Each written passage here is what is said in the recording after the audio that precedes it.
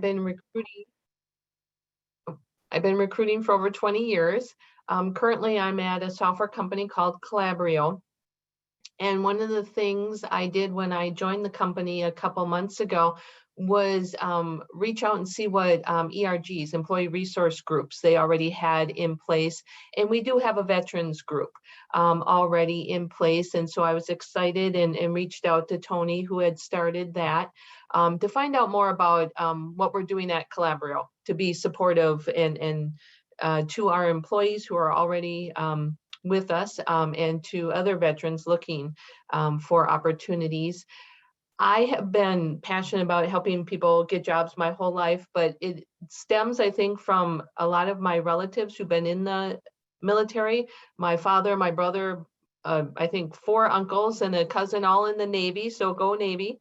And I saw them have some hard time transitioning when they all came out of the military. And at the time, I wasn't the person to help them, but they did get some support from different agencies. So I think that's what got me interested when I did have a chance and grew into becoming a recruiter myself, is working with multiple people, not just hiring for the company I'm currently at, but I love to help people in general, help them find jobs, find that match. So this just resonates with me. Helping veterans, and at my last company, connected with Adam in the Eagles group and became more involved, and so happy to continue that on at Calabrio.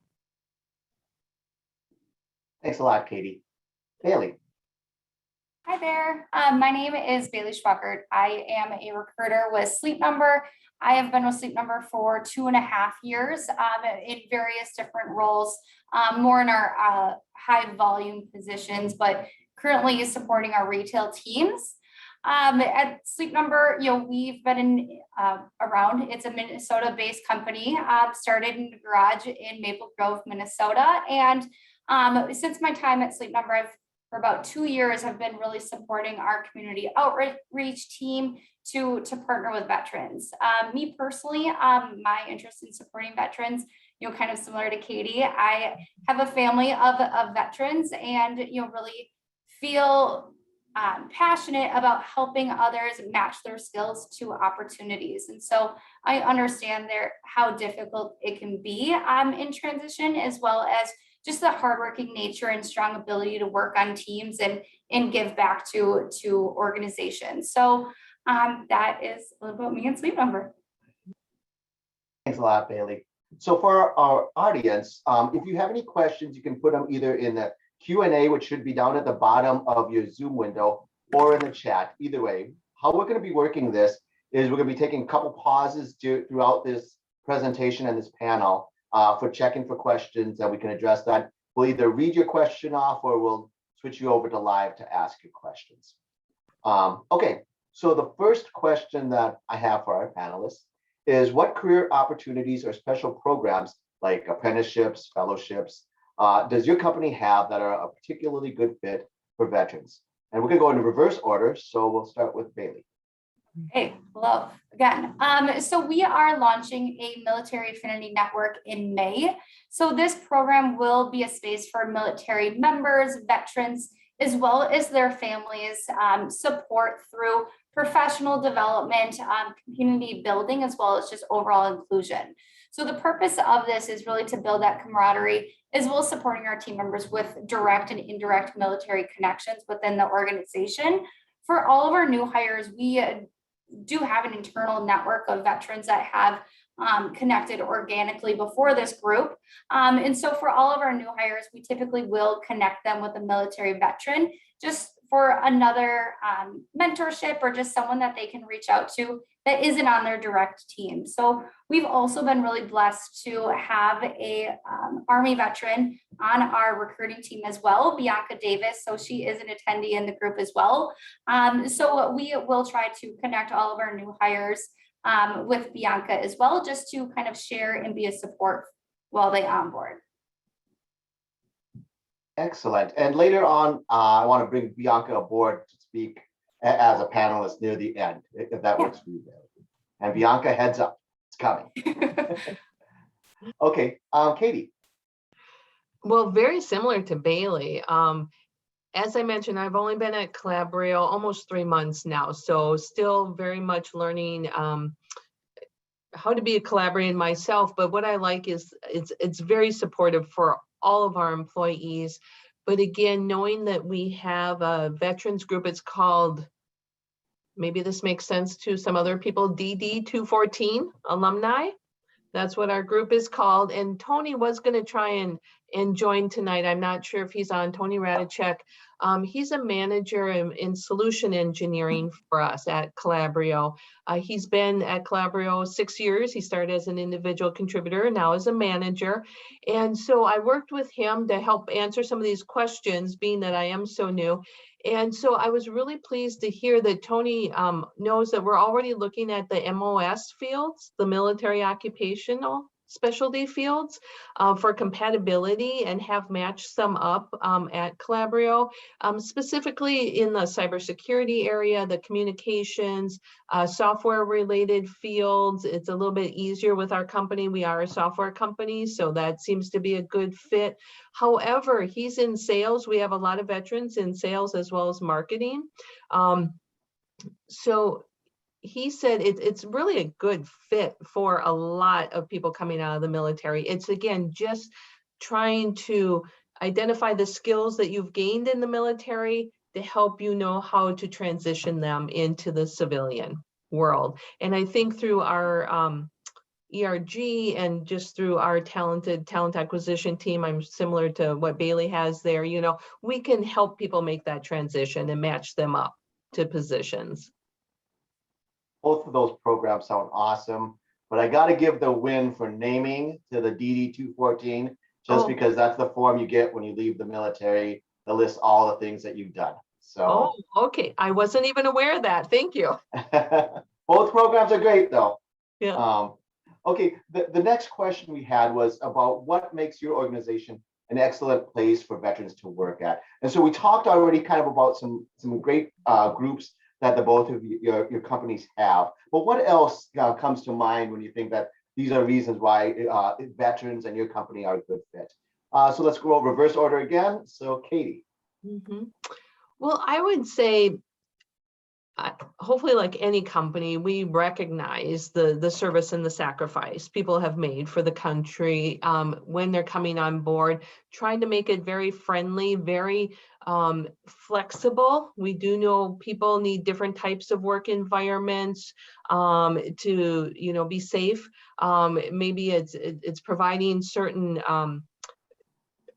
adaptability types of products for them. So we make sure we do everything we can around that. We do have a mentorship program. Again, I think Bailey mentioned that too. So we do mentor them up with other veterans who have already joined our company. But every new employee at Calabrio gets a buddy, of course, a mentor.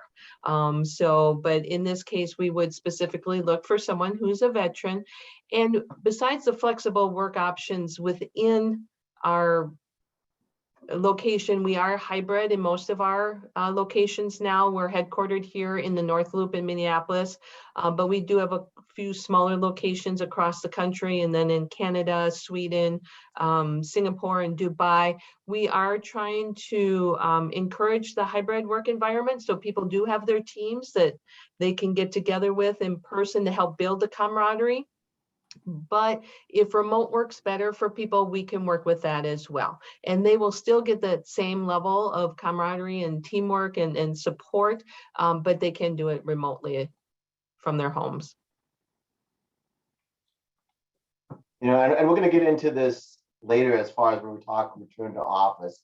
But I think that hybrid and remote is a pretty critical issue, especially when you're a veteran trying to transition out of the military and adapt to a private or public company and that culture. So that might be a little sidebar we come back to during the return to office plans. But thank you, Katie. Bailey. Yeah, so Sleep Number is a purpose-driven, people-first culture. And so our mission is to improve lives through health and wellness of individuals through quality sleep. And then the 5 values of Sleep Number that supports our culture is passion, integrity, innovation, courage, as well as teamwork, which I know are values that resonate with many veterans as well. So not only are we focused on the well-being of our customers, but as an employee of Sleep Number, your well-being is important to us as well. So we provide programs such as the gift of quality sleep. So for all team members in their first month, get a free Sleep Number bed. We also provide mental health resources for team members and their families.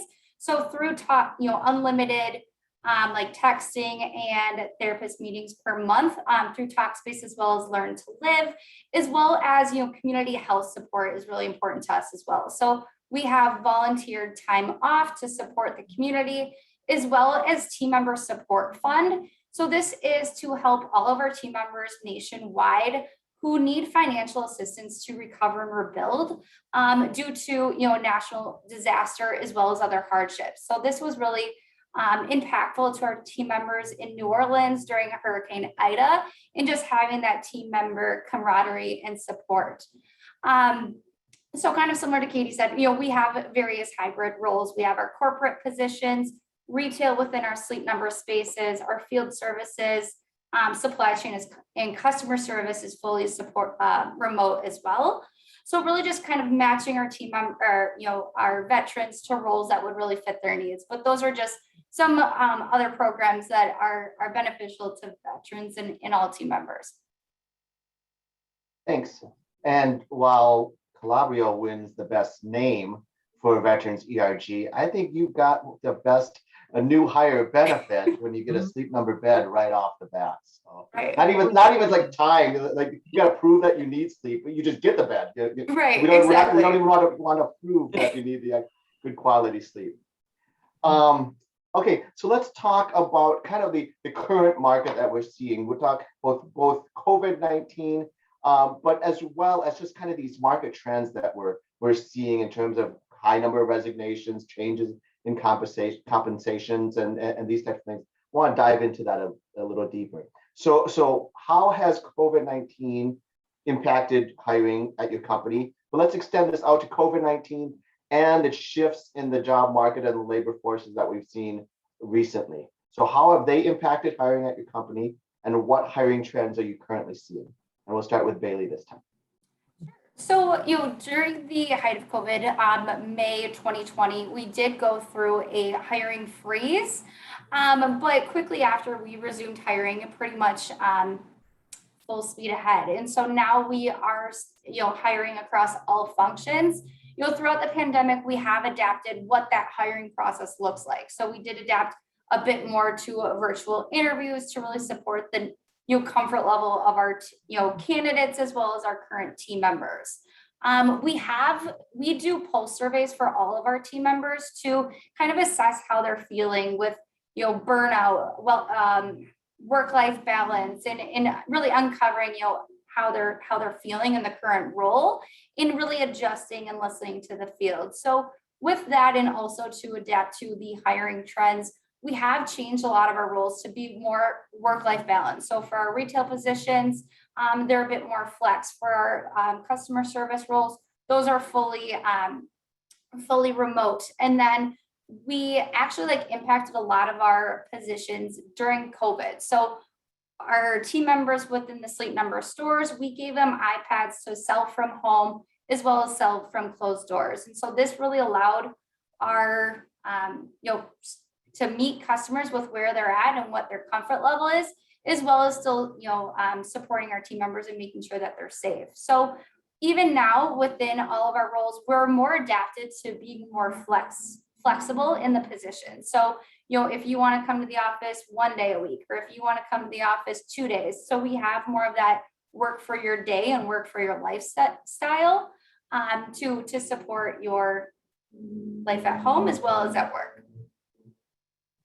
I'm curious, Bailey, what the pulse surveys that you talk about, I'm assuming those are regular weekly or monthly type surveys?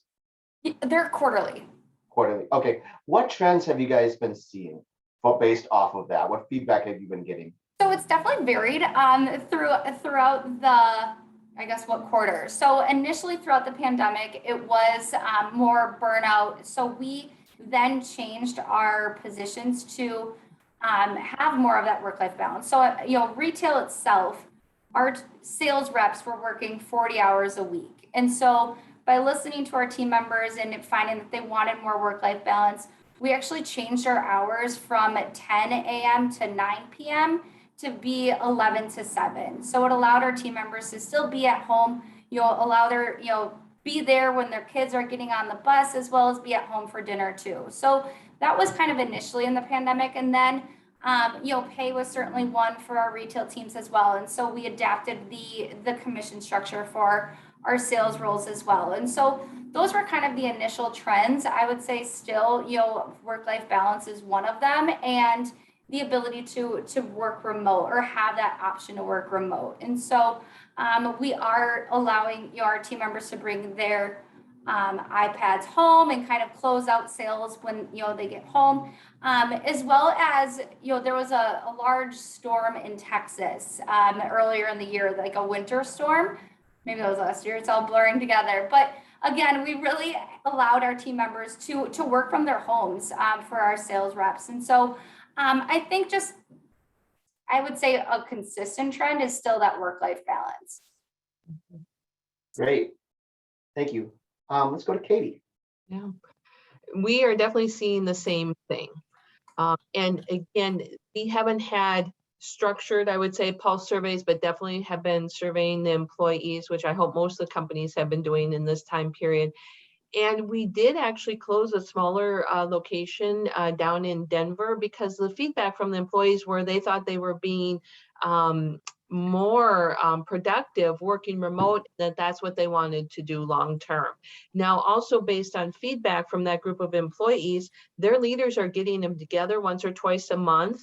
They're having board game nights because they all love playing board games, and it's a way they can come together, and see their teams. And it is optional, it is not required, but so we were able to close a work location, and they're all working remote now fully because of that feedback. So very glad we can continue to do that. We do value, though, people working in person and the team. So again, overall, we're shooting for a hybrid work environment where people are wanting to come in maybe 2-3 times a week into the location that they live close to be there with their teams and work together. However, we are being flexible. We have to nowadays, like every company, and give people that ability. I would say Calabrio was probably one of the companies that started that back to work sooner than others last year. But again, it was totally voluntary and it was totally safe. And so, people had to have their masks on and all of that. So now we are still flexible, and I'm glad Bailey brought up interviewing.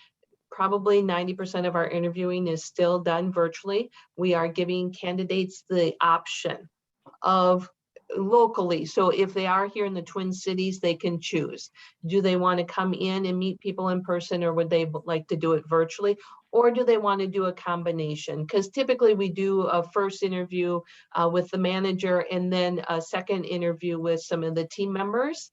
And so they can choose if they want to come in for that last round to be able to meet people in person and maybe see the office. Actually, I wanted to drive because I hadn't commuted in over 2 years. So I actually literally wanted to drive to the location and see if I thought it was going to be a doable commute for myself. So we like to offer that up to local candidates at all of our locations. We are back to the office in Stockholm, and in Canada, the guidance just came down a week ago. So they are starting to return to the office in that location as well. So the vast majority of our interviews are still virtual at this time. But again, I think overall it's that flexibility that we have learned as a company. We have to be much more flexible. Let the employees tell us what they need and be able to offer that. Okay, so I love the flexibility. Katie, I'm going to ask you the people want to know question based off of the interviews. have you seen, because as I understood it then, that the in-person interviews are optional during the final round.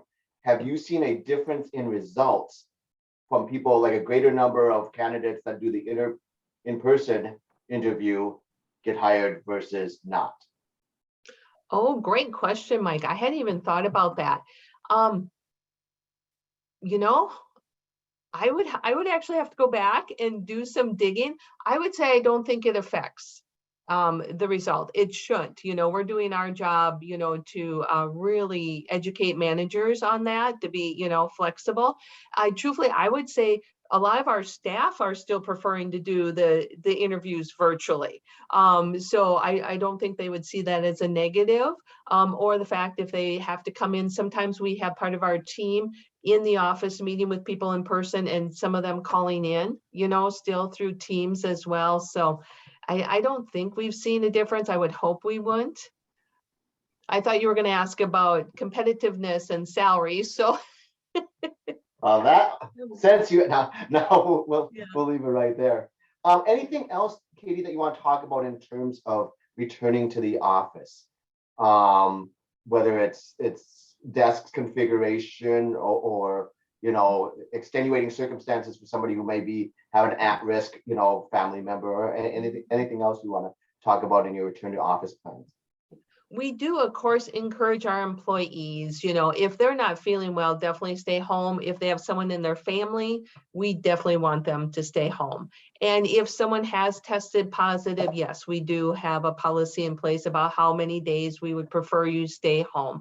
And typically, employees want to do that anyway. So it's not an issue. And we are very flexible, again, on when people work. So if they have to take time, they don't want to take PTO, but they want to have more flex, and when they're working and when they're caring for somebody, we can work with them on that. We can accommodate. Thanks. Mhm. All right, Bailey, for same question as far as what are your return to office plans, and kind of how is that distributed? Because I think for Sleep Number, there's a certain amount that also does assembly and manufacturing, I'm assuming, as well as kind of the corporate stuff. And so how have those been broken down? Yeah, so kind of similarly, as Katie said, flexibility for our corporate roles is certainly in place. So for our corporate office, we have moved to a your work, your way model. And so you can come to the office as another place to work, but the majority of our corporate roles are hybrid. So, allowing us to have the flexibility. So, if you work remote on Monday and need to run to appointment, it's your work, your way. And so, if you want to make up those hours on a different day, again, however you get the work done. So there's a lot of flexibility within our corporate roles. We have transitioned all of our customer service positions. So we have a large call center at our headquarters in Minneapolis, another in New Orleans, as well as building one out into Las Vegas. And all of those are fully remote. So have transitioned to fully remote.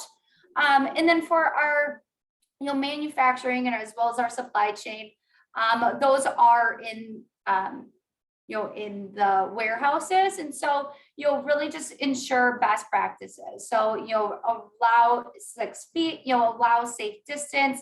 If you're not feeling well, that old model of just kind of like work through it is out the door. So if you're not feeling well, please notify your manager and stay home and get the necessary rest. So for our manufacturing as well as supply chain, it is in-house as well as our retail stores. So you will see our team members actually within the store, but again, if they're not feeling well, they will communicate with their manager and work from home, or take the necessary time if they're actually sick to just rest. So really, I would say across the board, Sleep Number has gotten much more flexible. However, certain roles where you need to be on site, it's just being smart, as well as working with your team to kind of help out with the bandwidth if you're not feeling well. Wonderful. Now we do have one question, and I know Bailey, you've already typed an answer, but we have one question that kind of fits this segment. So I want to pause here just to ask the question. I'll ask it first to Katie, and then Bailey, I'll give you a chance to follow up anything else that might come to mind. And so the question is, how have you been affected by the Great Resignation, and how are your companies mitigating the effect? And I'll ask Katie that first. Okay. Well, I think like all companies, we're just trying to show our employees how much we appreciate them and encouraging them, through the environment and the culture to rethink any other opportunities coming their way. As a recruiter, I know how frequently people are being contacted by other recruiters. So we're trying to, just make sure they realize we really value them, and talking about all the benefits of being maybe with a smaller, company, things that we can do. I do believe our culture is a huge component to having people stay. It is, I would say, still, we're seeing a higher level of resignations than any company would like to see, I would say, in a given year. And so we are learning and putting programs together for early hiring, during hiring more new grads, being able to train them up. It is, of course, a little bit easier to hire that. We've brought in a cohort through Prime Academy. We're looking at offering a boot camp. So trying to do look at alternate types of students or employees, that we could bring in and train. We are a software company, so again, a lot of times we need programmers or, a little bit more technical skill, but we're trying to put together programs that will allow us to identify people who have the potential and help train them up when we get them on board to help with that. Thanks, Katie. Mhm. Bailey, if you want to kind of summarize your answer, and then anything else you want to add. Absolutely. So really from leadership down, our people leaders are having stay conversations with the teams that they lead. And so really assessing, how are kind of, again, like, how are things going? How are you feeling about the role? What are some areas of opportunities that you could better be supported? And if it's, dissatisfaction in the current role, it's like, well, maybe this isn't the right role, but how do we keep you within the organization? And so, with the pandemic, maybe there's another role that would be a better fit for you. So, with the pandemic, I know a lot of people are wanting fully remote positions. And so as a retail team member, maybe the remote inbound sales team would be a better fit. And so just kind of like networking within the organization to retain our team members is probably step one of how our company is mitigating the Great Resignation. We certainly are being affected of it as well.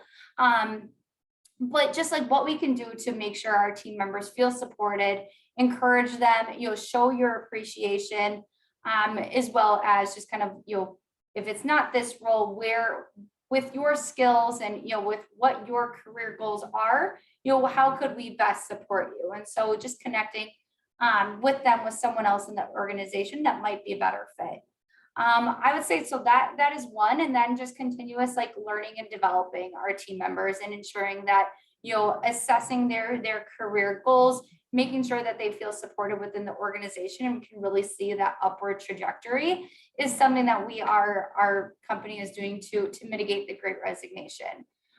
In terms of, hiring new talent, I would say we're really encouraging our team members to help support and build a pipeline as well as supporting their teams. But, for our teams in California or, teams nationwide, it's really, who do you know that loves their job, and then who do they know? So referrals are really kind of the best way to find our talent. And so, providing referral bonuses for our team members. We have looked at, for more difficult areas to fill, sign-on bonuses, and just trying to be creative with a job offer, because it certainly is competitive, like Katie said.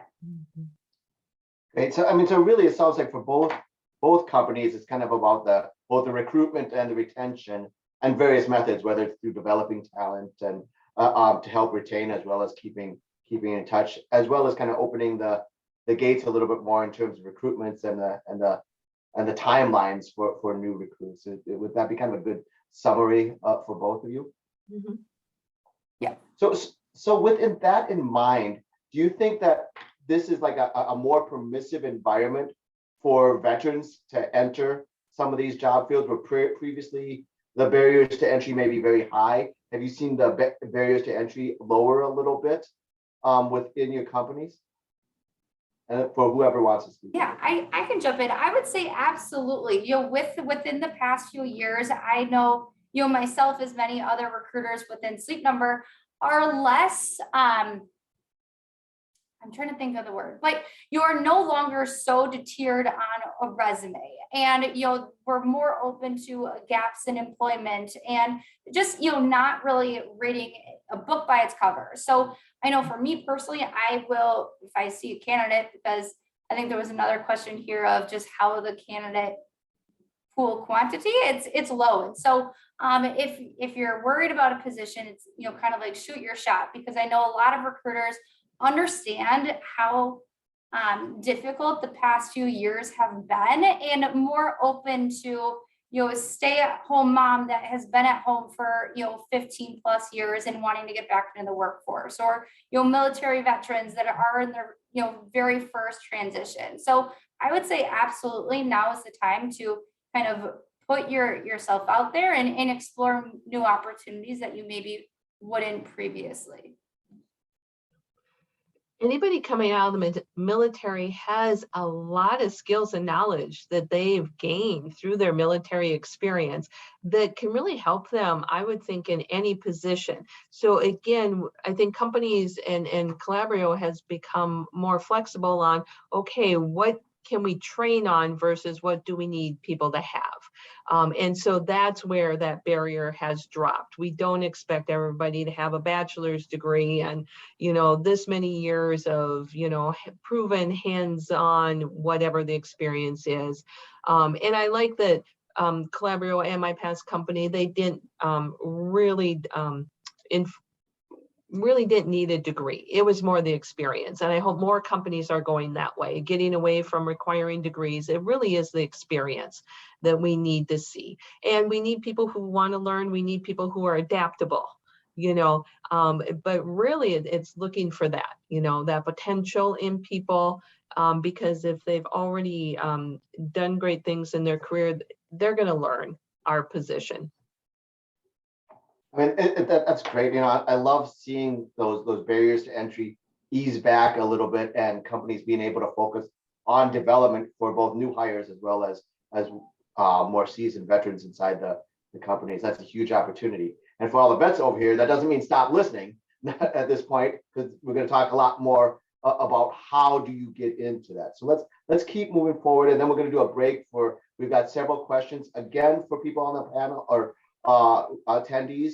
Go ahead and drop your questions in the Q&A. We're going to get to them, as many of them as we can, as well as when I see ones that kind of match where we are in the conversation, I'll insert those as we go along. Okay, so let's go along. Let's talk about learning about opportunities. So in addition to your company website, because everybody has a website and everybody refers people to the website, what are other ways veterans, job seekers can learn and stay informed on career opportunities at your organization? Let's start with Bailey this time. Yeah, so we have job alerts. So when you go to our website and you don't necessarily see a skill that is, or a position that is open, you can sign up for job alerts in your local area that fit the skills that you want. We also have a match your skills assessment. So you can input, skills within your past experience, within your military experience, and match those skills to potential roles. And then you would get an alert when a position does become available.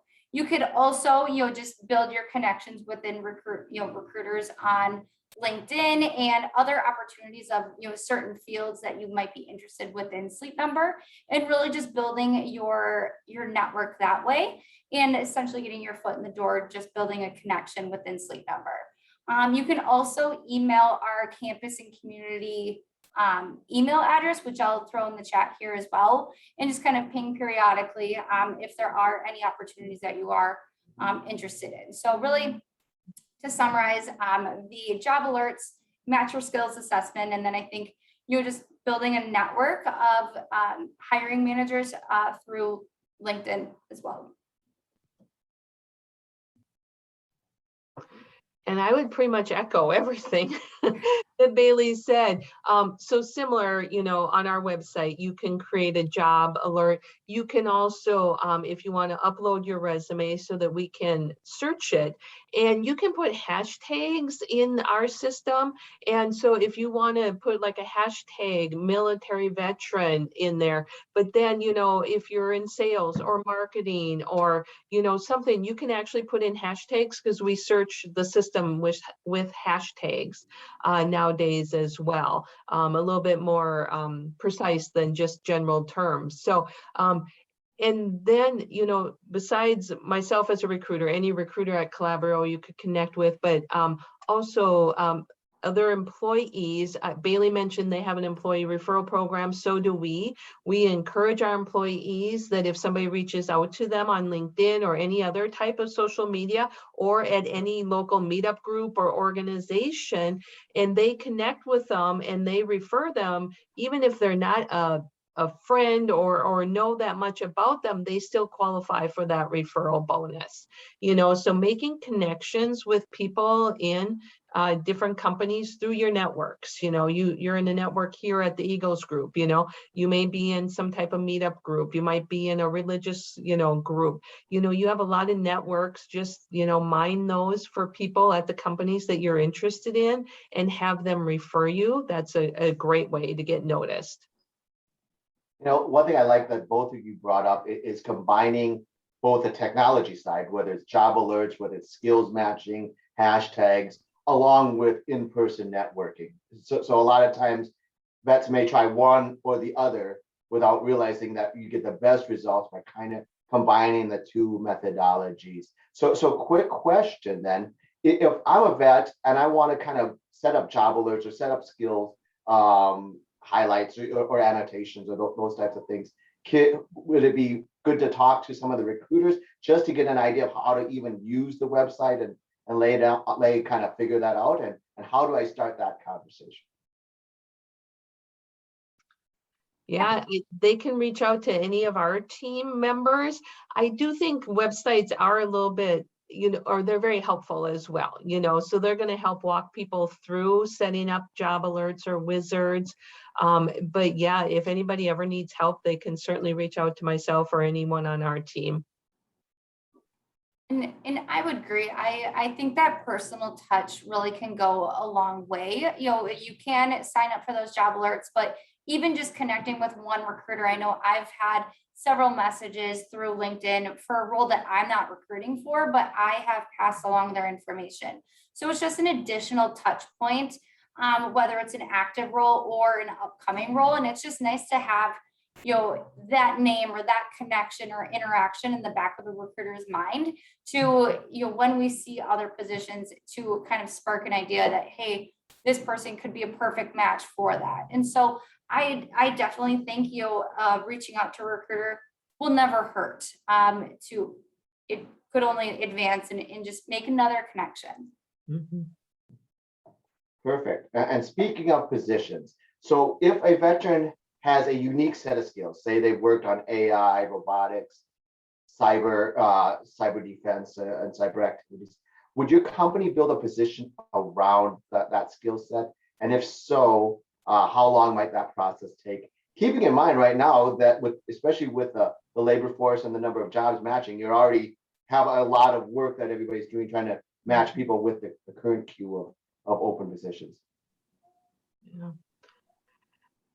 It's a great question. And I was actually talking to Tony, since Tony's been at Calabrio for 6 years, and I asked him if he'd ever seen anything like this.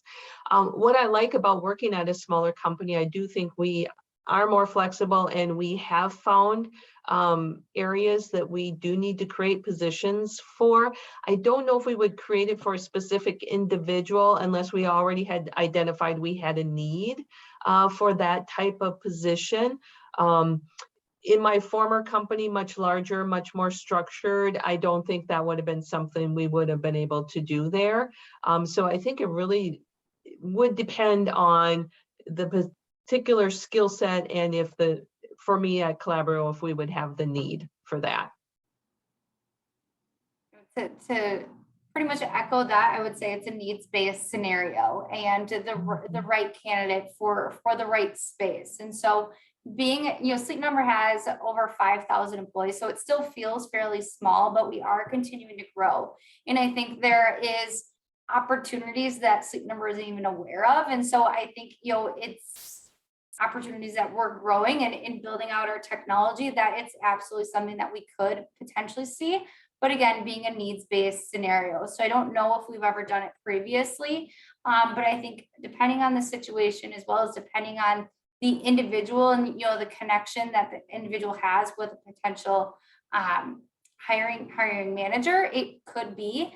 And if that were the case, I would say in terms of like approval, I can't imagine it taking too long, like potentially, again, needs-based, and I don't even know what it looks like, but at least 3 months for approvals and really building out the role, uncovering like the pay expectations and doing kind of more of pay analysis as well. Thank you very much. So if you're the underwater demolitions expert that, applying at either one of these companies, that's awesome, but understand it may take time to use your underwater demolition skills, but I just want to watch it when it does happen. Yeah. Okay, last question before we get to the Q&A break, and a break for me, but not for the two of you. What are some proactive steps you recommend veteran job seekers take that they may not be aware of?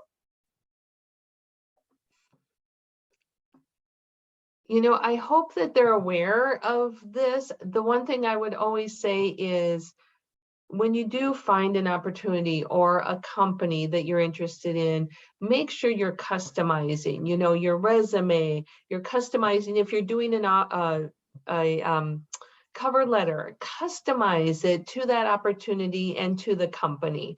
That does stand out. And I know there's a lot of people that say nobody reads cover letters, but people do. Sometimes managers really, that might stand out for that manager, that this person did a cover letter and the other 10 people didn't. So to me, I always encourage people to still do a cover letter. Any chance that it may make you stand out over another candidate is something good and worth doing, I would say.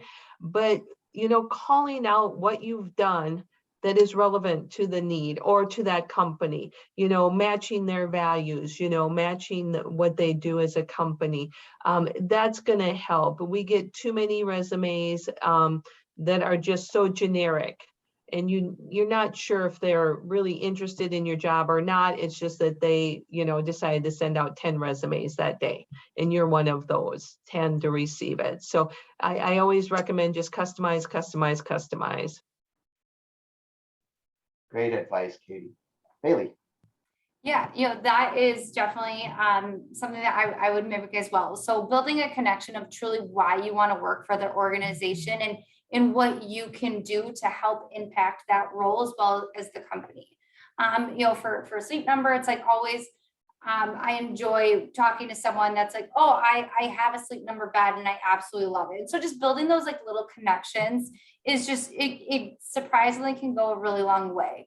And making it like, oh, this person, like Katie said, really wants to work at this organization rather than, just being one of 10 employers that they're submitting an application to. Another thing for veteran job seekers is, try to find organizations either remote or in your local community that have missions and like impact statements of helping veterans find jobs. And so, just kind of first, you can do a simple Google of companies that have made just like statements that is a mission that they are dedicated to.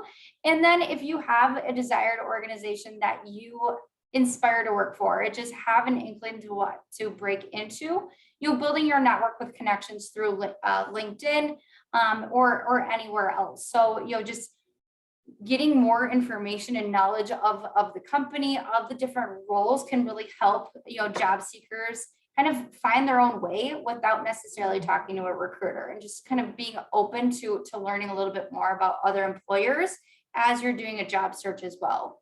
I would say those are the main ones. And then, I always really like a cover letter as well, and just kind of learning a little bit more. I think, when you look at a cover letter, it just kind of has like the bullet points and it doesn't really tell the story. And I would say cover letters really kind of give the heart of a resume and get you to know someone a little bit better. I love what the both of you brought up, because one of the things in the military you always do your intel prep before conducting a mission. You figure out, you understand the situation, you understand what you have to do, you understand what the other side is going to do. And sometimes when we do our job search, we stop doing that and we just try to find a job. We just do the mission without understanding the situation. So doing that background market research, company research, via networking, via online sources is super critical. So thank you for both, as well as the cover letters, thank you notes. These are all things that help distinguish you, and set you apart. Okay, so now we're going to move to the Q&A. We have several questions, and how we're going to work this is I'll read off a couple of the questions and then ask for responses. So I'll just start off with the top question. Many veterans automatically disqualify themselves from jobs because they don't think they meet the requirements or qualifications in a job posting. How can veterans overcome those requirements that they are not sure they meet? I would say that would be a great way of utilize that cover letter to highlight the skills that they have that you think are relevant to that job description, even if it's not called out. Job descriptions are guidelines. It doesn't cover every little thing that you may be looking for. And most times we know we're not going to get everything that's listed in that job description. So don't assume because it says you need XYZ and you have ABC that we're not going to consider you, but call that out in the cover letter and say, I don't have this, but I have this, and this is why it would be beneficial to you. To Bailey's point, what can they do based on their skills and experience that they have? And it's, we mentioned it a little bit earlier, but I would say a lot of, recruiters and hiring managers are open now more than ever to training. And so, kind of with that cover letter, or even like mission statement at the top of a resume as well, it really can tell a better story than, not having X, Y, and Z. And so even now more than ever, team members or managers are open to training just based on if someone has passion and drive and willingness to help others and work on a team. And I think, it's always nice to just throw it out, throw your resume as well as your cover letter out there, and, you'll likely get connected with a manager or, recruiter. And then even if you do get like a notice like, hey, doesn't necessarily fit the qualifications, I have had many candidates also reach out and be like, where did I not fall short, or what did the other candidates have that I don't? And kind of just not being afraid to have those conversations and really learn from the experience as well. I've called, many people just saying, hey, we love the passion, we love the drive, it was later in the recruiting process. And so having those opportunities to even just say like, what could I have done better? Or, how could I improve my resume? And a lot of recruiters will work with you in providing tips and recommendations, throughout the process as well. Or the recruiter may match you to another job that isn't been posted yet, and tell you about something else that could be coming in their organization.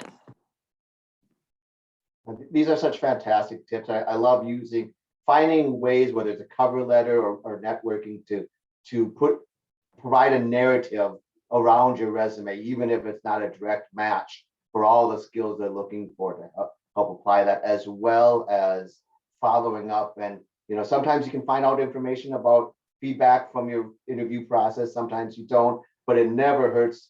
Correct me if I'm wrong. I don't think it ever hurts to ask the question, if have any advice or for future, any feedback. Yeah. Okay, so next question. Have you seen a difference in the candidate pool quality and salary needs? And if so, how are your companies adjusting? Say that again, the candidate pool quality? Have you seen a difference in the, let's do this. Have you seen a difference in the quality of the candidate pool as well as salary needs? And if so, how are your companies adjusting? I have seen less direct applicants overall. And so I'm having to do a lot more sourcing. So reaching out to passive candidates to kind of like corral them to our positions. So Katie, I don't know if you're feeling that too, but I'm really having to spend a lot of time sourcing. So using certain keywords to identify talent. And then the quantity, even when I do get to a point where I talk to candidates, I would say, yeah, it's kind of finding out what the candidate wants. And so if they're wanting remote, finding, again, kind of like matching them to a position, which isn't always with me. As well, yeah, salary expectations, for my specific roles, I'm seeing quite a difference as well. People are, my roles are base pay, commission, and in bonuses. And so it's more, it's not as solidified. There's a lot of variables that go into it, which is a little scary in the environment that we're currently working. And so, then kind of matching them with other salaried roles or vice versa. So I think overall, it's just kind of like a lot of education for the recruiter as well as the candidate to figure out if it's a match. And I focus on technology positions, and definitely both at my last company and this company, we have seen a drastic drop in number of people applying to candidates. So thankfully at Calabrio and my last company and some of the other areas, they are continuing to see more candidates. But for technology, it's right now more me searching. Like Bailey said, you have to go out and find people.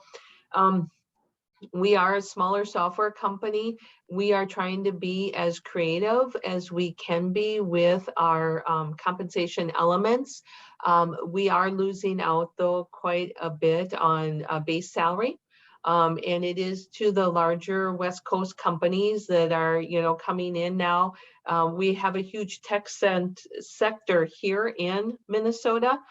And, now that people can work remote for a lot of companies, they have more choices, more companies have more choices where to look for those people as well.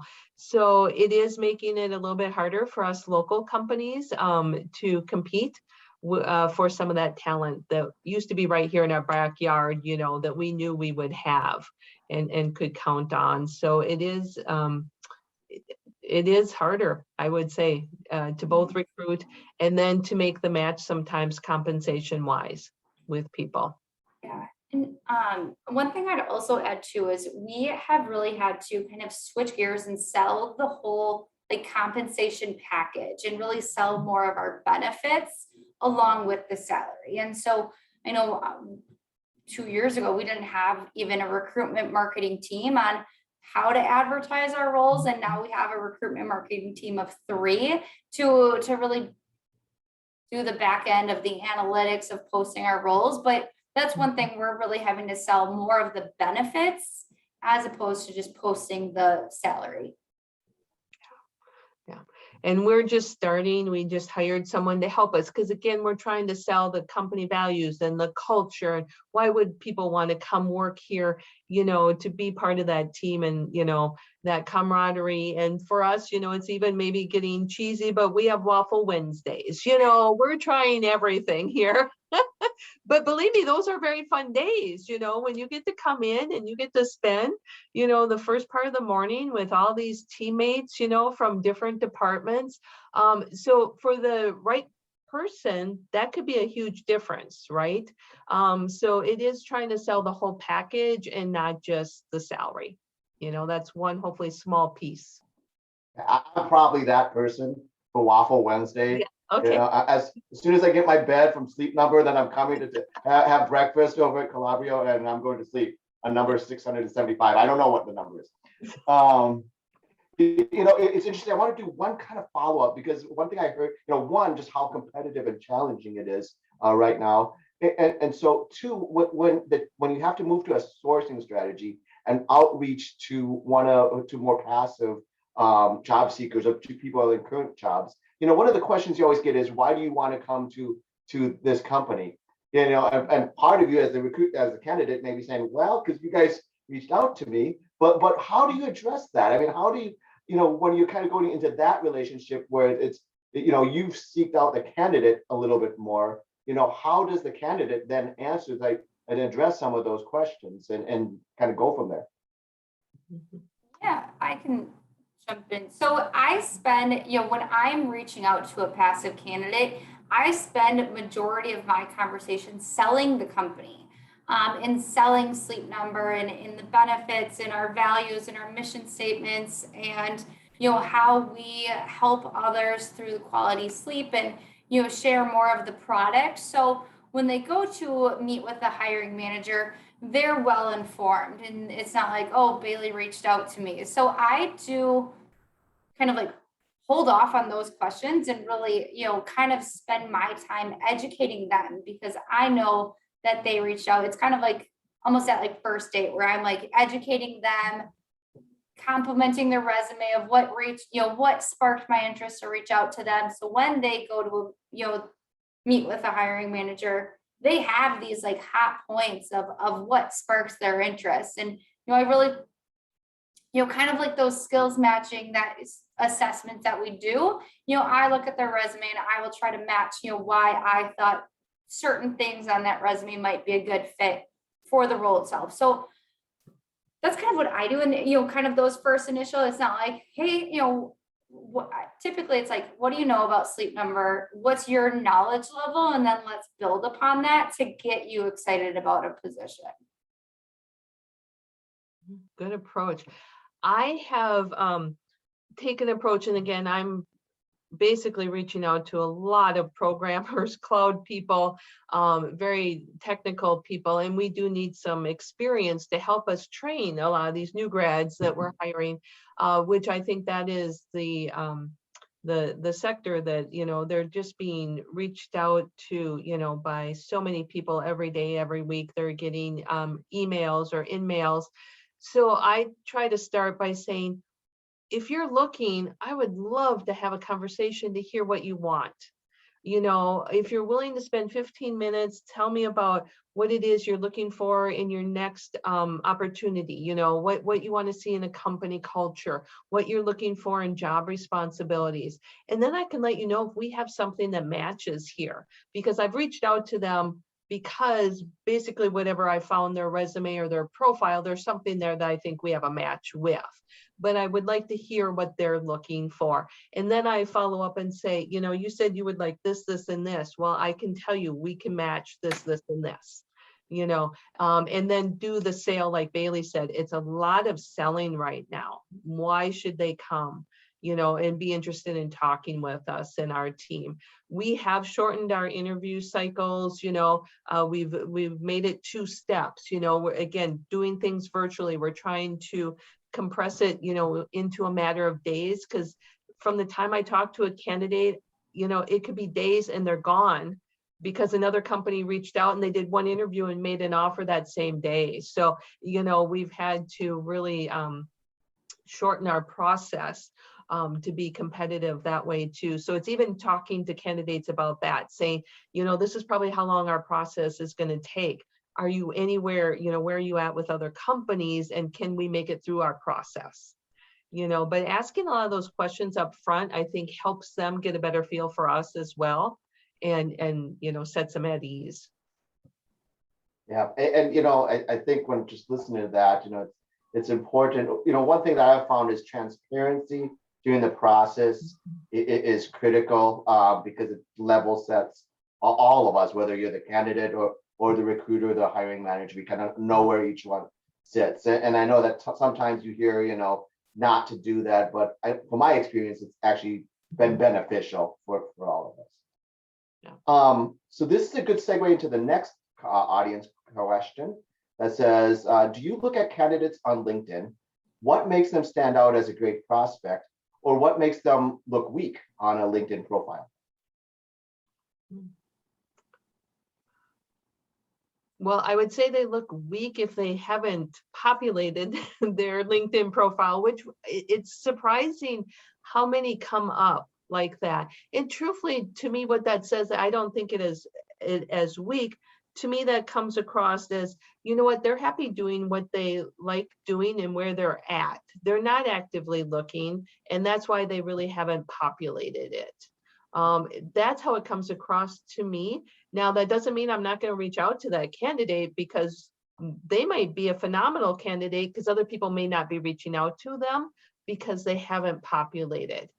So I will go to other forms of social media to see if I can find out more information about that person, or again, still try to send them an email if I can find an email address and say, curious, are you looking for a new opportunity? And see if they'll talk with me. So I don't know if it's weak, but it's maybe they're disinterested or they don't want people contacting them. But yeah, if they can flesh out what they're doing under at least the last few jobs that they've had, show, you know, some job history, maybe put in there some of their skills, their education, you know, that's wonderful. A picture is great, but not required. Yeah, I would say I typically reach out to LinkedIn profiles that have an updated location. You know, if you don't have a location, when I do searches, it's based on location. So it's likely that you wouldn't come up in searches. Also on LinkedIn, you know, you can update your industry. So whether you're in, you know, health and wellness or manufacturing or, you know, telecommunications, updating that industry is going to be really what recruiters look at as well. And then in the job experiences, it's always helpful to kind of list out the experiences beneath the title of the job, because if I see a certain title and I'm not familiar with it, you know, if it's a military veteran experience or military experience that I'm not quite aware of, kind of listing out those responsibilities that correlate to civilian roles, you know, it's going to be helpful for recruiters to reach out and connect as well. So listing the responsibilities, having updated end dates with current dates as well. So just having kind of like the dates that you were employed in those positions is going to be really helpful. And then having it be updated. So if your last experience was from 2016, you know, I will likely not reach out to you because I'm unsure of what you are doing in your current role, if you're still there. So just keeping it up to date is going to be really helpful as well. And then if you have a picture, which, you know, like Katie said, it's not necessary, but if you have it, making sure it's, you know, professional, you know, good lighting, nothing inappropriate in the background is really going to help your odds as well. And I like how Bailey said, keep it updated. So if you get a certification, make sure you add that to your profile. Because sometimes, you know, we are looking for people that have a certain certification, or that would be a preferred, and therefore might make you a stronger candidate if you have a certification. Yes. And then just one thing that I just thought of as well is when you leave a past employer, you know, you can ask for recommendations. And so this is almost like a referral, you know, a list of referrals. And so, you know, when you leave a current employer, you know, don't be afraid to reach out to your manager and ask for just like a brief recommendation, because that also is public for others to see as well. I think you're on mute. Yeah. Yes, I was. So, okay, so this will be the last audience question for this section here. How does your process for recruiting senior level managers differ from entry level positions? Is there a difference? And if so, what is that difference? I would say it's even, oh, go ahead, Bailey. No, you go. For technology, I would say right now it's even more competitive. You know, the more experienced the position, it's just that much more competitive.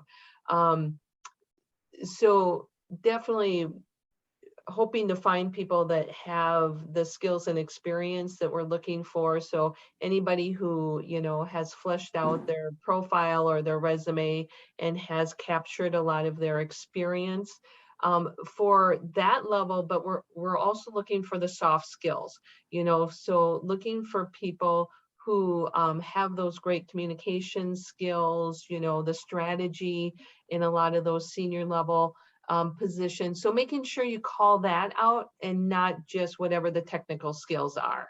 We may need a high level product development manager. That doesn't mean I want an experienced Java developer.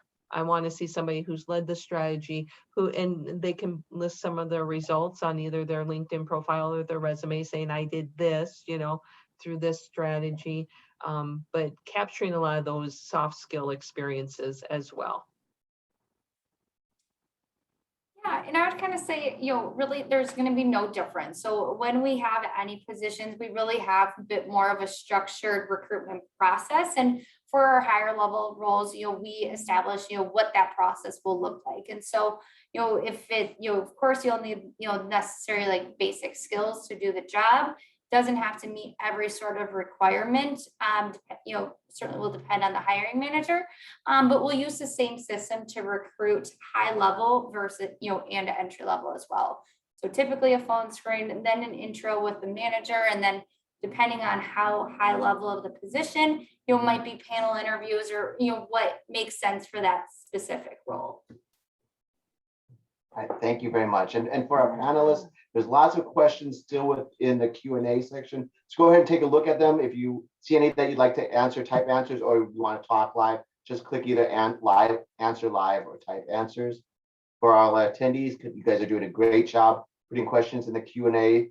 Keep it up. We're going to get to as many of them as we can. But for right now, I want to talk about screening stage. We'll go back to kind of the pre-planned questions. So for screening stage, what makes a resume stand out? I know we've kind of talked a little bit about this already, but maybe a little more detail. And how do you balance direct qualifications with soft skills? And this time, let's start with Katie. Okay, and so I was looking at the question and answer section, so I apologize. Can you just repeat that, Mike, real quickly for me? Yeah. What makes a resume stand out, and how do you balance direct qualifications with soft skills? Very good question. And again, for me, it's going to be the customization. If you're applying for a particular position, are you calling out what skills and experience you have for that position? What's in the job description, and maybe even going beyond that, saying, for this level of leadership experience or this type of leadership position, I would expect you want somebody who can do this, and I've done this. Call out those soft skills around driving strategy, helping to overcome objections or resistance to change. Change management is a huge soft skill that you need in a lot of different positions, but especially the higher level positions. There's a lot of teams you have to work with, and they all have differences, maybe of opinions on how to move forward. So how do you work, through that? So anytime you can put an example down on your resume or your LinkedIn profile about how you overcame some type of resistance or challenge, those go to the soft skills as well. And those would be things people are going to ask you about in the interview. You mentioned this. Tell me a little bit more about this. What was the most difficult thing you had to overcome here? That would be a great way to start an interview question if you have something like that on your resume or profile. Yeah, and I would say, so kind of first question of making your resume stand out, adding some personality to the resume layout, it can certainly make it stand out amongst the rest, but I will say it can be a fine line from going a little too over the top. The customization to the role and the position that you're applying to, as well as just providing quantifiable experiences. So soft skills can typically be in the realm of communication, teamwork, adaptability, and having that growth mindset, as well as problem solving and creativity. So providing quantifiable examples. So when you're thinking of, leading a team, say specifically, led a team of X amount of people, and we did this, and, assessing their needs or ability to work on a team, so communicating with X amount of clients on a daily basis to solve their needs. So making it more quantifiable is going to really make your resume stand out.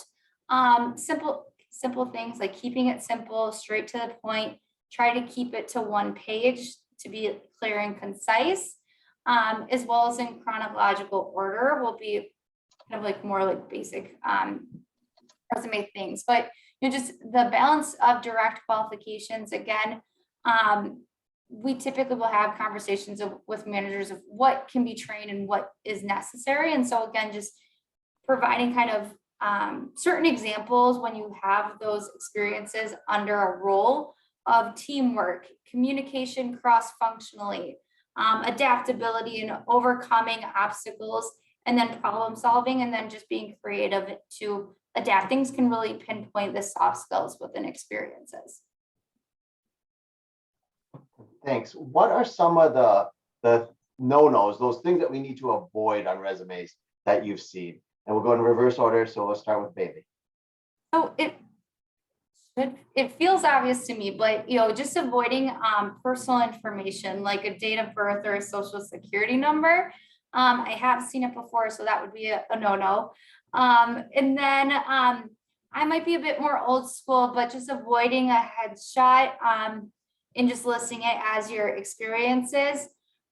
Avoid multiple pages. So again, trying to keep it to concise to one page specific to the role. So I have seen resumes where it's like, I really want to work at mattress firm. And I'm like, well, this is way more. So just kind of making it that attention to detail is going to be important as well. And then if you've been in a role for only a month and you worked in that position for a month and then you had a new role, I would just not put it on your resume. So, if you've only worked there for 1 month, it's not necessarily the most relevant. So, kind of keeping the relevant experiences that you have kind of a bit more depth to is going to be important or, helpful as well.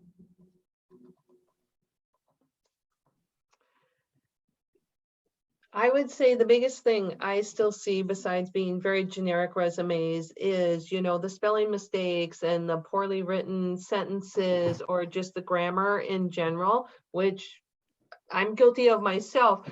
So I always recommend to people, make sure you have a couple other people review your resume before you ever submit it. Spell check can only do so much. So having a couple other pairs of eyes review your resume before you send it out can be just very beneficial. And also they may catch something that you have forgotten to include. Say, didn't you do this? Or you have skills like this, you should make sure you include them. So to me, it's always good to have someone else, 1 or 2 people review your resume before you ever send it out. I always say, keep a master resume and then, save a copy for that particular position or company. And then, that's, you go in and you customize, you delete, maybe you add, you move things around, but then again, always make sure, spelling and grammar and spacing, and that's all in place. But Great advice. Great advice. We've kind of talked already about how to make a candidate stand out during the resume process and to get a phone screening. But is there anything else that really sticks out that will help move a candidate from a resume to a phone screening? And then what are the things that you see what are the fails that you see during a phone screen or a video screen that candidates should avoid? Let's start with Katie and then we'll go to Bailey. Well, the resume, again, as long as you can see that the person has the skills and experience for the resume, for the job, they're going to move forward. So again, just making sure you capture all of your skills and experience that are required for that job. And I would say 50 to 60% is a good enough match to apply, because we are probably not going to find somebody with everything.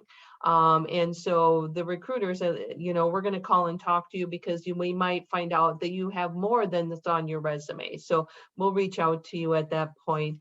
I would still say a couple things stand out to me about interviews. One, people are not as talkative. They're not able to give you specific situations when you ask a question on the phone as well as in person. So I always recommend people have a cheat sheet that they can look at with a couple either projects or jobs that they've done where they know that they can pull a situation from pretty quickly based on the question.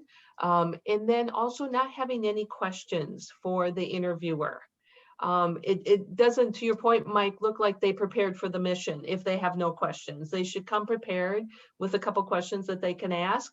But of course, if they can ask a question based off of something that was shared by the interviewer in the discussion, that would reflect very well on them, that they were able to come up with a follow-up question. But lack of questions, goes to lack of preparation and therefore, in my mind, lack of interest in the position or the company. I could echo all of it. I do have a few other things. So just really not being knowledgeable of the company, the position that you applied for, or even why you applied. Not bringing energy. So the energy that you bring to an interview, whether it's a phone interview, in person, or video, really we feed off of that. And so if you seem bored or distracted, we can tell. So with that too, multitasking on the call. If I can tell that you're like walking around or kind of making breakfast or driving, we can hear that on the phone.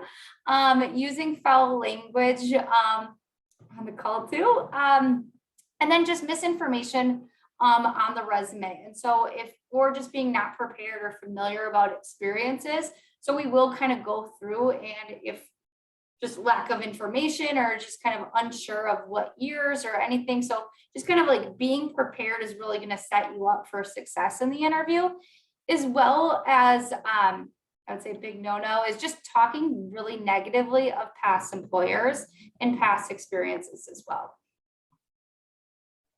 I laugh because some of those you think, yeah. Anyways, okay. You'd think. Yeah. But yet at the same time, while we were having this conversation, my dog was chewing on my feet. So who knows? Okay, let's jump to the actual interview itself then. During an interview, what are you looking for and what makes a candidate stand out as someone you want to hire? Each one of you talk about pieces of that, but what else is there? Especially during the interview. We'll start with Bailey. So I would say just really bridging that connection of their experiences and how it translates to the role in the company. The knowledge of, just being knowledgeable, having that high energy can really, make me want to move them forward in having that connection. So just the ability to build rapport easily and early on in the conversation is going to be helpful. Again, just looking for those soft skills, those interpersonal skills, connecting, having those kind of KPIs and really knowledge of the experience and how it translates to the roles are going to be extremely helpful and really what we look for in our positions or interviews. And again, I would echo everything Bailey just said, but yeah, and it's looking for the aptitude to keep learning, that positivity, adaptability. A lot of people have a lot of the same base skills. It's those sometimes soft skills that come across in the interview that will put someone over someone else in the interview. So make sure you are expressing and your ability to learn and how much you want to join a company, how much you've researched them, so it's going to be a good fit with you personally and your values. That needs to come across in the interview. Is there anything specific about video interviews that candidates should be aware of, both on the positive as well as the the things to avoid? And we'll start with Katie this time around. It's very similar to an in-person. And I would say if there's a silver lining to a pandemic, the one thing it has given a lot of us is comfortable or being comfortable, right? In Zoom meetings, in Teams meetings, we're in a lot of them. So we're used to talking to multiple people at one time, which I would say sometimes in person that can be daunting if you're a candidate coming in and you get put into a conference room with maybe multiple interviewers. So I think we're more comfortable meeting with multiple people now through Zoom. So just remember that if you go into an in-person, it's not that much different. And hopefully we are more relaxed when we're interviewing through video now, because we've had that experience through the jobs and meetings. I would say same thing. It's being attentive, it's listening, asking follow-up questions, having good examples. I tell people it doesn't matter if you're doing an interview virtually or going and meeting people in person, you can bring a copy of your resume. You can have some questions written down and some notes, research your interview team, find some of those connections, go out to LinkedIn, find out where they've worked. Do you have any commonalities with them in where they went to school, what they like doing, their hobbies, write down a couple questions that you would ask people before you go into the interview. You can bring all that with you in person, but you can also have it with you when you're doing a video interview. So be prepared, and that's going to help you. Everything that Katie said. Is, another tip I think it would be helpful for video interviews before or just to prepare for video interviews is doing a test of technology beforehand. So don't try to log into the video call, exactly at the time. So kind of going into it, being prepared and proactive, setting up your camera, making sure you're in a quiet spot, no distractions in the background, looking at the camera, dressing professionally as you would, as if it was a in-person interview. And so kind of taking it as seriously as you can, as you would an in-person interview. So just making sure going to a quiet spot, being proactive with questions, being prepared of the position, staying focused and maintaining that high energy throughout, because again, it does translate quite a bit as well. And it shows that you're interested. So keeping the camera on, I know a lot of candidates that I'm talking to are either doing it from a phone or a computer. And so if you are doing it from a phone, putting it down, having it in a one space, like not like a Blair Witch situation. We want to avoid that.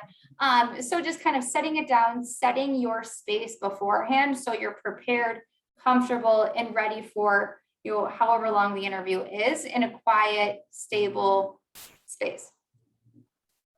I have a coworker who walks around with his laptop while on meetings. And like one meeting, I actually started getting motion sickness. I was like, dude, either turn off the camera or I'm going to close my eyes or something because I'm feeling kind of sick. Okay, last set of questions before we go back to the audience questions, the offer stage. So when you extend an offer to a candidate, what should they know and what can they ask or negotiate within reason and what should they try to avoid? Let's start with Katie on this one. Okay. My recommendation is you should talk with the recruiter, about salary. And hopefully that's actually on your very first call with the recruiter is when you're going to talk about salary expectations. And hopefully you'll get an overview of the benefits, all the elements. And so as you're going through the interview process, you're going to be asking the manager and the team more questions about the position and the responsibilities, maybe growth potential, things like that. You would not talk to any of the other members of the interview team, about salary, benefits, things like that. So when we get to the offer, hopefully we've already set expectations based on what the candidate shared with us about what they want to make versus what we're going to be able to pay for the job. So it's not a surprise. I always tell people who come back with a counter that's, maybe quite a bit over what we said or offered them, and say, I'm surprised you did, this is quite a bit different than what you mentioned in our previous conversation or our initial conversation. So help me understand what changed in your expectations. And maybe it is they're being told, or they've heard another company and is offering this. And I'll be like, well, we were pretty upfront where we were going to be coming back in with our offer. So again, we're trying to be as transparent as we can, given all the data based on what people are telling us. We'll tell them if we can meet their expectations, if we can exceed it. And it's nice when we can exceed it, especially in the initial interview, tell somebody we can probably exceed what they want. But I will also tell people at that first stage, we can't meet what they're making.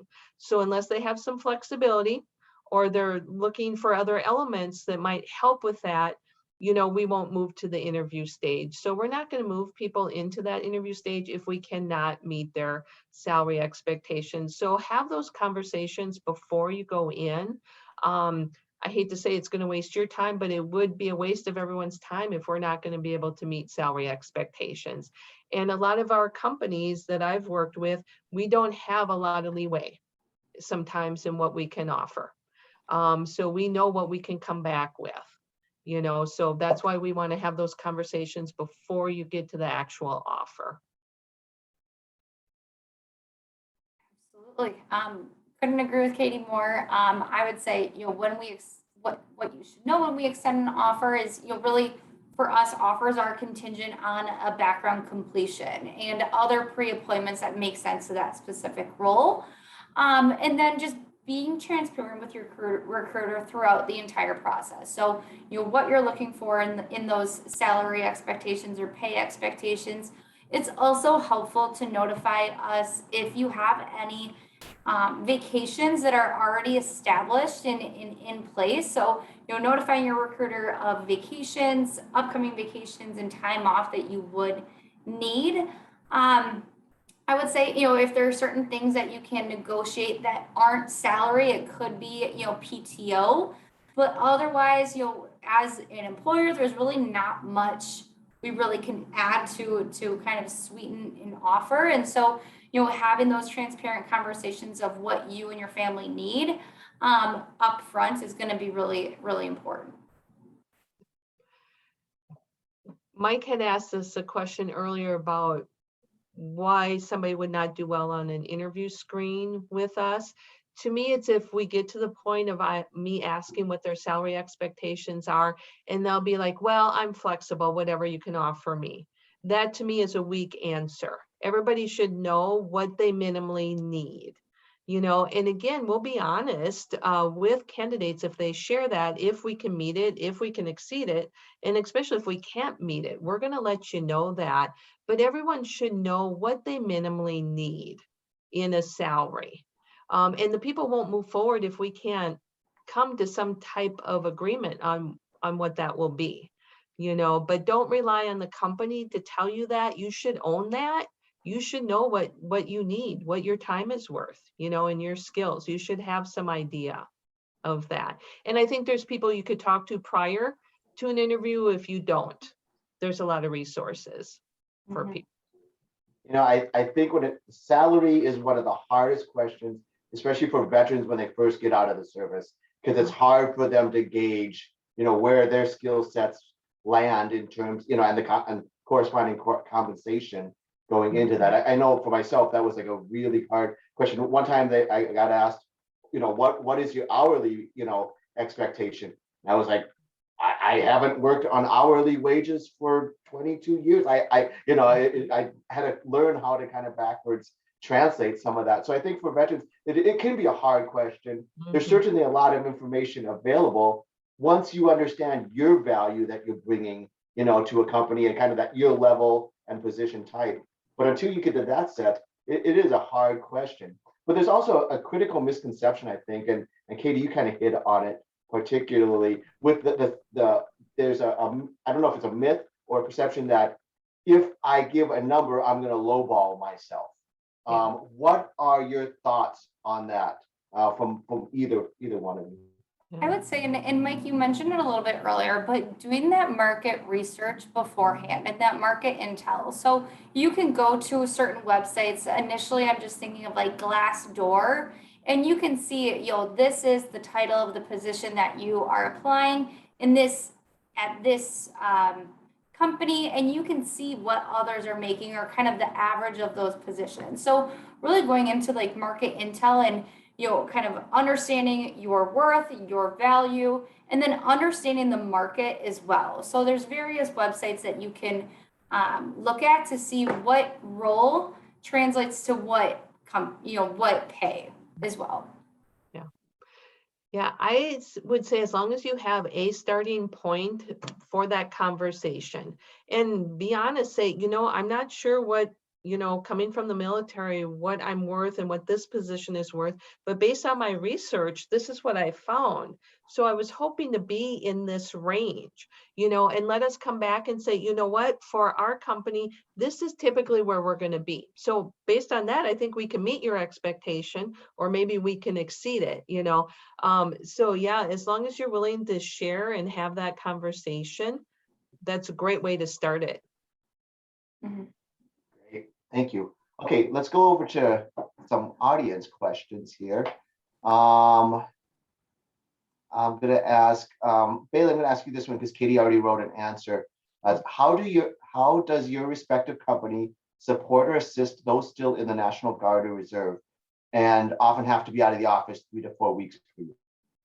Yeah, so if a team member does need to conduct annual training, we will hold the job for them. So we make sure that we get their orders to verify, but we will hold their position for while they need to be away. So for like our customer service, our remote positions, we will just simply remove them from the schedule until they return and ready to work. Perfect. Katie, was there anything else you wanted to add? No, I was going to say, yeah, very similar at Calabrio. So we have a couple people that I know we're working with right now on that. Okay, next question. Do your companies allow managers to give references to people who have left your company? I don't think we would have a policy that would say no to that, especially if somebody has already left the company. And a lot of times managers will we talked about LinkedIn, do a reference out there for somebody on LinkedIn. I know a lot of people do still give references when somebody might still be employed at the company, and they might preface it by saying, this is my personal reference. So I would add similarly. I don't think we have a policy one way or the other. I think if you leave on good terms with your manager, that's something that you can reach out on personally and just say, hey, I'm applying to this role. Do you feel comfortable providing me a reference? So I think that's really kind of like a sidebar between you and your direct manager. Sleep Number doesn't have any policies or procedures that would negate them from providing a reference. Wonderful. Next question.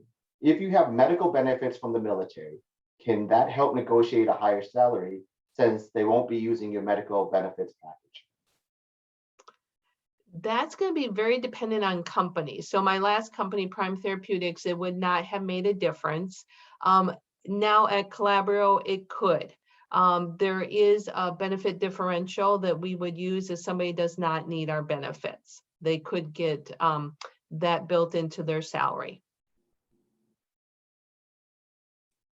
Yeah, I would say, for medical benefits, you can simply opt out and then you would keep that salary within your pay. So it wouldn't be deducted. So we have our medical benefits deducted from pay. So if you opt out, you would just retain the full salary. I know that some companies, like if you use none of the benefits, so you bring your own life insurance, medical, and all these types of things, you can sometimes get a change, update or increase to salary too. So I think the bottom line is it's good to have a conversation, bring it up, to, during that process and throw it out there. Yeah, Yeah. again, just being open and communicative with your recruiter throughout that process can, if you don't ask, you don't know. So I would say just be open and Yeah. the benefit process as well as salary. All right, last question that we have. Why is it so difficult to get the recruiter to just tell the candidate what the range is allocated for that position? Or maybe is it difficult to get the recruiter to say what the pay range is for a position? A lot of companies, the philosophy is we don't share the ranges. It was interesting in my career, it went from all the salary ranges were posted, all the internal employees knew them as well as external. And then, about 20 years ago, it shifted to then nobody knows the salary ranges. Some companies are going back to that now. So it just will depend on the company. Right now, my current company, we literally don't have ranges for our positions. And so we're basing it based on each position and on each skill set required for that position. But truthfully, right now in this climate, we don't know if we're going to even be close on salary. So that's where I'm asking what people want. And based on their range, I'm giving my best answer about I'm pretty confident we can meet. I think we can meet. I think we can exceed. Or a lot of times it is too high. I know we would not be able to get to their number, but I literally don't have a range to provide. I would say the same. I think it depends on the position itself. So a lot of the times for our customer service, field services, as well as our retail roles, we don't have a range. And so, but there is a range in regards to how much commission and bonuses you can make. And so we can share this is what the highest team member on our retail team made, and then this is the average. So we like to provide because there are so much variables, more of the average. If we know a range, I think it can vary on what we say. So typically I'll ask the candidate, what are you expecting if it's at my higher level roles? I would say oftentimes, as Katie said, there might not be a range to actually so it's really not meant to be a trick question. It's just, this is what we can provide. And if it works, great. And if not, hopefully you find, but oftentimes there's not a range. Yeah. Understandable. I'm going to ask one more question, and then we're going to pretty much start doing some final announcements and then move on to the closeout. As well as I'm going to bring Bianca on up as a panelist after this question. So last question, what advice do you have for a new hire to do in their first 90 days?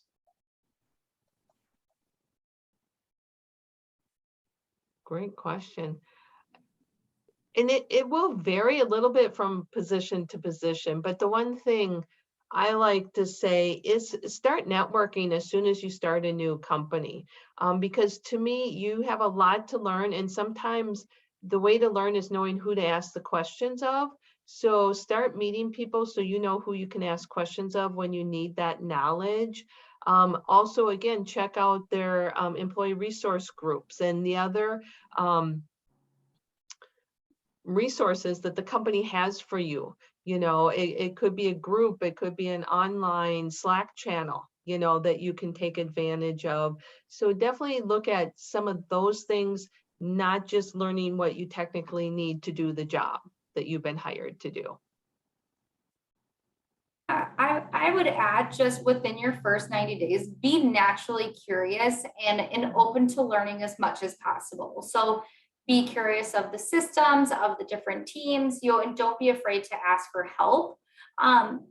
Another thing that I know is helpful is, asking your direct manager of, who would be some resources of people that I could reach out to that are not on this direct team. So even now, being on this kind of, hybrid model, you don't necessarily have those water cooler conversations to get coffee and networking with others. So, who would be helpful, who has been within the organization to network with. So just being open and curious to connect with others and rely on the onboarding system. So I know we have a Sleep Number Connect. So that's usually within your first quarter of your time at Sleep Number. And that is when you will meet and hear the stories of all of our senior leadership. So their involvement within the organization, how long they've been, is when you would also meet our CEO, Shelly Ibach, as well. So within your first 90 days, really relying on your team members, gaining their support, and building that rapport, and just being naturally curious of learning the information, just being a sponge and absorbing as much as possible. Wonderful. Okay, Bianca, welcome to the panelist group. I want to turn the stage over to you for a few minutes and just kind of tell us about what you do, as well as the Veterans Group, and kind of your experiences and thoughts. Yeah, hi, I'm Bianca Davis. I work for Sleep Number as well. I have been with Sleep Number for 2 years, and I am a talent acquisition partner. I do all the hiring for our Customer Relationship Center. We have 3 different markets that we typically hire from. New Orleans, where I'm based. Minneapolis is in our headquarters, and we also have a focus on Vegas. We do hire outside of those 3 markets, but it just depends on the proximity from Vegas, New Orleans, and Minneapolis. I am a U.S. Army veteran. I did serve 6 years in the military. Just my experience of transitioning from the military world to the civilian world, it was a good transition for me. I got out of the military many years ago, though, but I do remember when I was transitioning, it was okay. It was simple because I went into human resources. I worked in S1 in the Army, so of course that's human resources. And so it was a pretty good transition when I did decide to do that. But when I initially got out of the military, I was a federal investigator for 7 years.